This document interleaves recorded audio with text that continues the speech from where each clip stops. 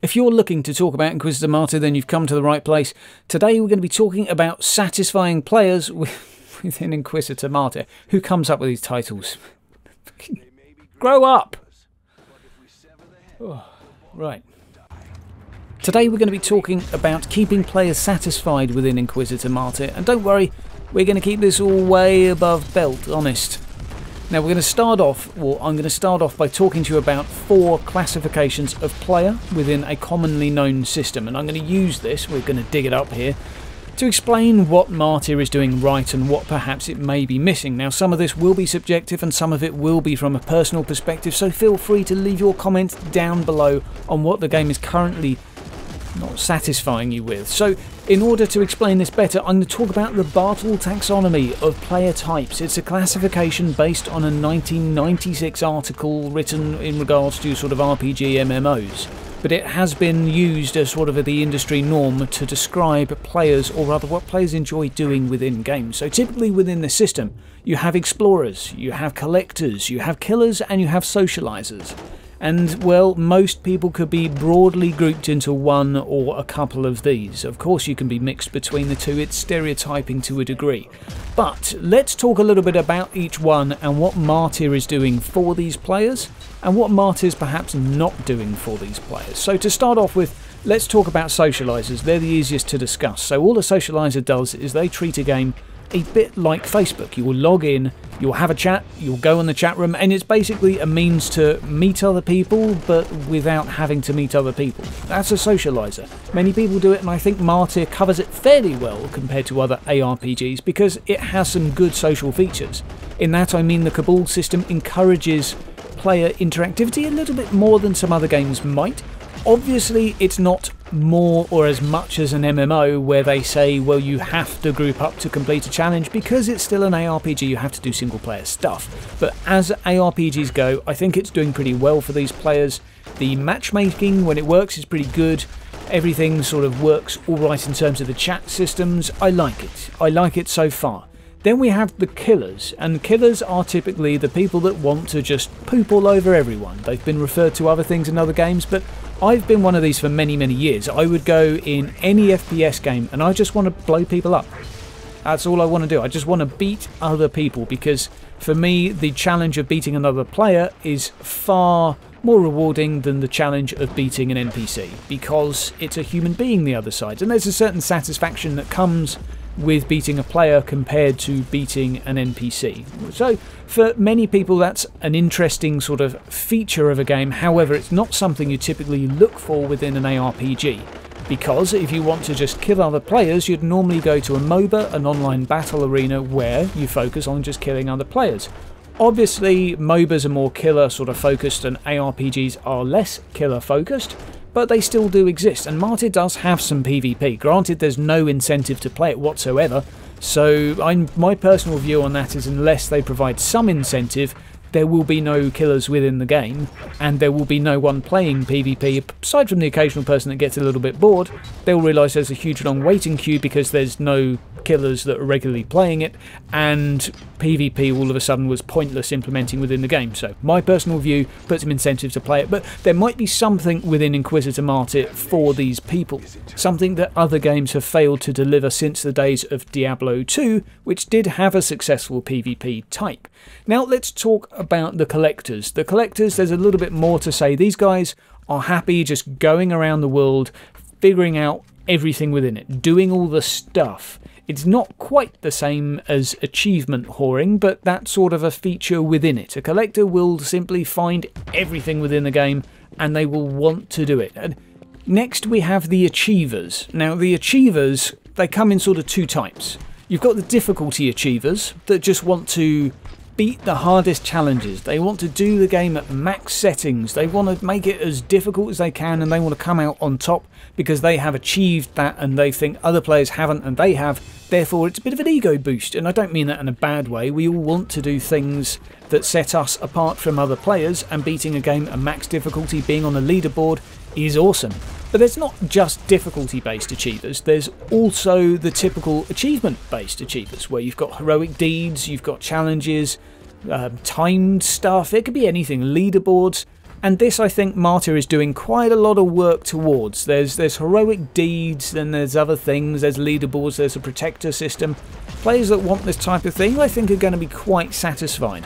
The difficulty-based achievers, though, I don't think will be, because at the moment, the story, well, you have no control over the difficulty of the story. So if you wanted to play a very, very difficult campaign, you can't. You can only play it at the standard difficulty, although you can sort of try and rush through it faster than you should be able to, and you'll be under-leveled, so that will make it more difficult. So that's kind of a way of doing it, but you can't just say, okay, let's make the campaign 10 times harder by clicking a button. It doesn't quite work that way. So, yes, there is a difficulty setting in terms of the game's actual core gameplay. You can make it harder by working on the power level rating system and increasing that, basically just going on harder missions. That will make the game harder. But it's not quite the same. It's not quite the same. It doesn't quite work yet, although of course guys, we have loads of content yet to come, and the purpose of this video, I'm just going to say here, is not to criticise, it's just going to say what the game's doing well currently, what maybe it's not doing to satisfy. Now, we're on to the big one. We're on to the big one, which is Explorers. Now the reason this is a big one is because I'm biased, because I am primarily an explorer now in my old age. When I was a little nipper, when I was 18 to 25, I was probably more of a killer. I just wanted to play co-op, PvP. I just wanted to pwn nubs. If I was playing a MMO, I just wanted to gank other people in the open world PvP. Now I want to explore, and there's 4 types of explorations. I'm going to break them down. We have typical content discovery, which is finding new things within the game. I'm just going to keep that fairly open and bland. Finding new stuff. Finding new stuff within a game, new features that are unlocked as you come through it, new anything, equipment, you name it. And we're not going to talk about areas because that's the second one. That's geographic discovery. So when you get to a new part of the game, well, let's face it, if you're in an ARPG for geographic discovery, you are playing the wrong game type. You should be playing a genuine open world game type. Sorry, no, Core, you did ask for this, but you should be playing a genuinely open world game type like Skyrim, like any of those games, Mass Effect, open world, huge sense of geographic exploration. Every time you go to a new planet, every time you go to a new area, you get this sense of, wow, this is open and new. You're not going to get that within an ARPG, specifically that has a tile-based system, and with a top-down view. How are you going to ever feel like you're discovering anything with a top-down camera? If you're after that, ARPGs don't deliver. But I don't think Martyr is doing a bad job of it. It's just doing the standard job a top-down ARPG will do. The star system, maybe eventually. I don't really think clicking on a different planet and generating another mission is ever going to give us this sense. But there you go. Next type of discovery, we have narrative discovery. Now, narrative discovery, we don't have the story yet, obviously, and news on the story, no idea. Tried to find out some estimated times. I think it was pushed back to make changes of the leveling system. I think it was put back a little bit. The new roadmap's out today, guys. Go check it down. I'm going to leave a link down in the description below. Check it out.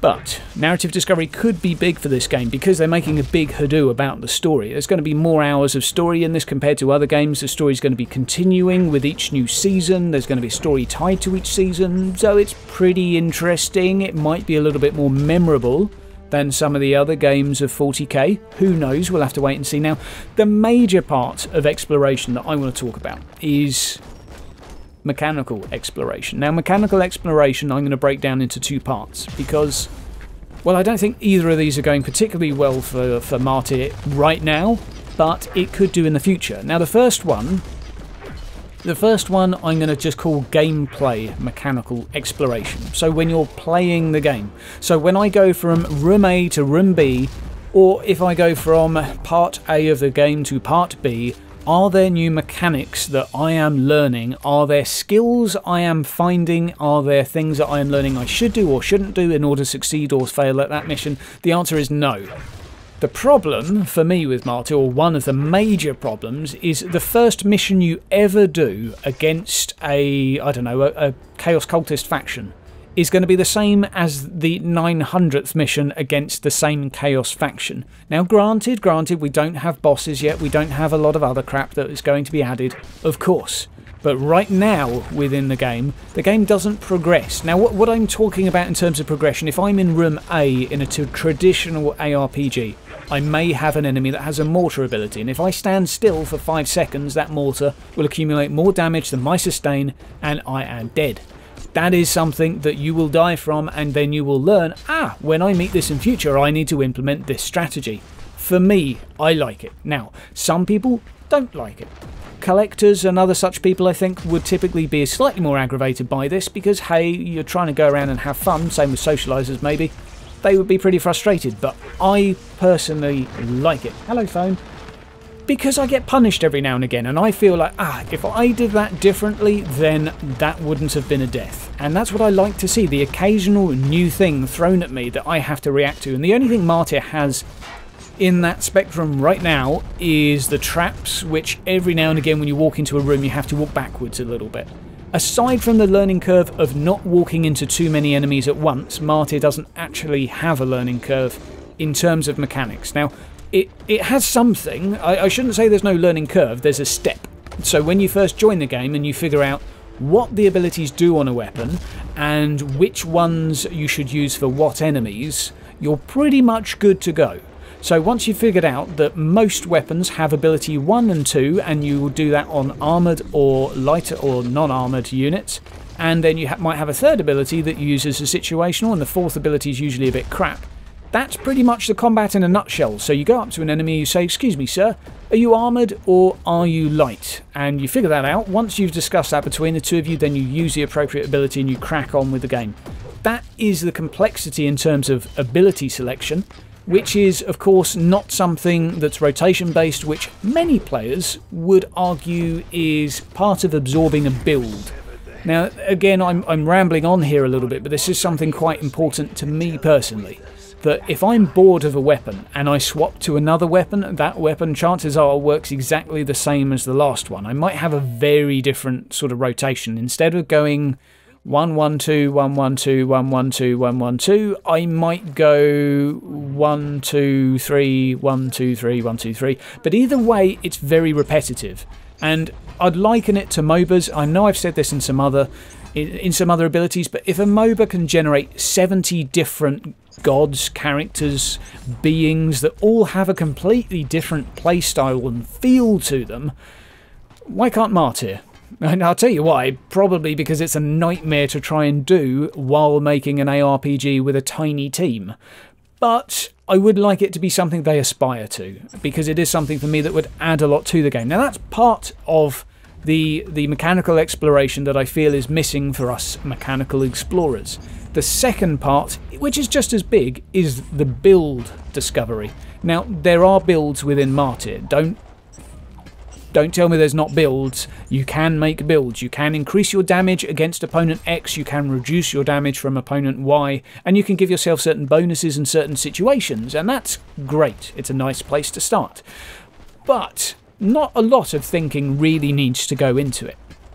For two reasons. Firstly, because you're not taking this sort of zigzag path to get to an ability you want, so you're not having to make sacrifices to get to a certain ability. You just pick the ones you want. So I can say, I want this one from that tree, that one over there, I want 2 of these and 1 in the tree round in the corner there, and that's done. And if you want to swap one of those out, you can take one away and swap it for another one.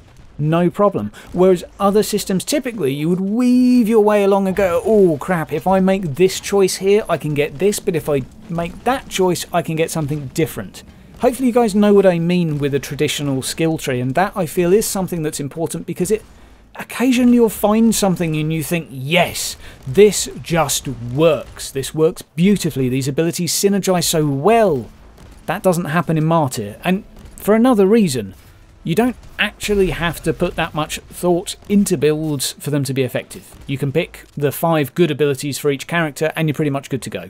There are some that are better than others, but put it this way, the only time that I really had a sense that I discovered something that I didn't know is when someone pointed out to me that if I invested absolutely everything into cover-based bonuses, if I just invested everything into that, it made the Cathedral mission infinitely easier.